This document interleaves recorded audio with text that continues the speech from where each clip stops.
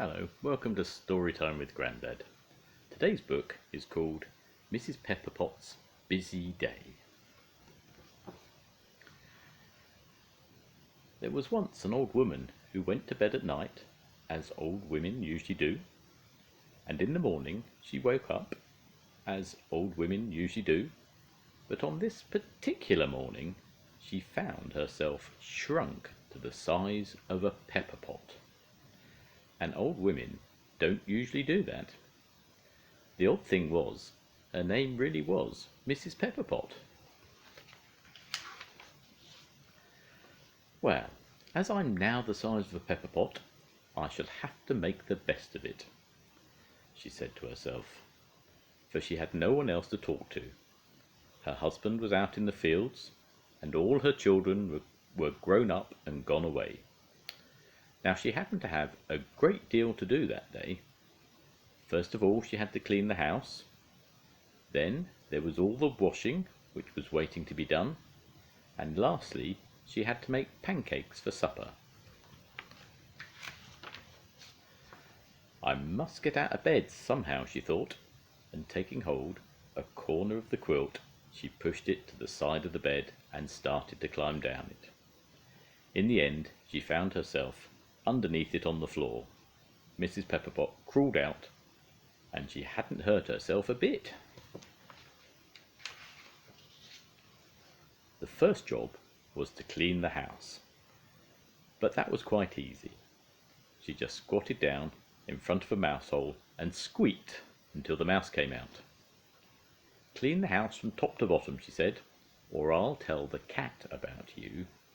So the mouse cleaned the house from the top to the bottom. Mrs. Pepperpot called the cat. "Puss, Puss, lick all the plates and dishes, or I'll tell the dog about you." And the cat licked all the plates and dishes clean. Then the old woman called the dog. "Listen, dog, you make the bed and open the window, and I'll give you a bone as a reward." So the dog did as he was told, and when he had finished, he sat down on the front doorstep and waved his tail so hard he made the step shine like a mirror. "You'll have to get the bone yourself," said Mrs. Pepperpot. "I haven't got time to wait on people." She pointed to the windowsill where a large bone lay. After this, she wanted to start her washing, so she put it to soak in the brook, but the brook was almost dry, so she sat down and started muttering in a cross sort of way. "I've lived a long time, but in all my born days I've never seen the brook so dry. If we don't have shower soon, I expect everyone will die of thirst." Over and over again she said it, all the time looking up at the sky. At last the thundercloud in the sky got so angry that it decided to drown the old woman altogether, but she crawled under a monkshood flower, where she stayed snug and warm while the rain poured down and rinsed her clothes clean in the brook. Now the old woman started muttering again. "I've lived a long time, but in all my born days I've never known such a feeble south wind as we've had lately. I'm sure if the south wind started blowing this minute it couldn't lift me off the ground, even though I am no bigger than a pepper pot." The south wind heard this and instantly came tearing along, but Mrs. Pepperpot hid in an empty badger set, and from there she watched the south wind blow all the clothes right up onto her clothesline. Again she started muttering.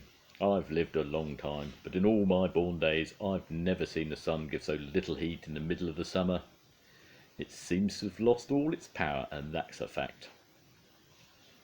When the sun heard this, it turned scarlet with rage and sent down fiery rays to give the old woman sunstroke. But by this time she was safely back in her house and was sailing about the sink in a saucer. Meanwhile the furious sun dried up all the clothes on the line. "Now for cooking the supper," said Mrs. Pepperpot. "My husband will be back in an hour, and by hook or by crook 30 pancakes must be ready on the table." She had mixed the batter for the pancakes the day before, and she had to climb up by a chair to reach the jug containing the batter. Now she stood before the jug and said, "I've always been fond of you, Jug, and I've told all the neighbours that there's not a jug like you anywhere. I am sure if you really wanted to, you could walk straight over to the cooking stove and turn it on." And the jug went straight over to the stove and turned it on. Then Mrs. Pepperpot said, "I'll never forget the day I bought my frying pan. There were lots of pans in the shop, but I said, if I can't have that pan hanging right over the shop assistant's head, I won't buy any pan at all.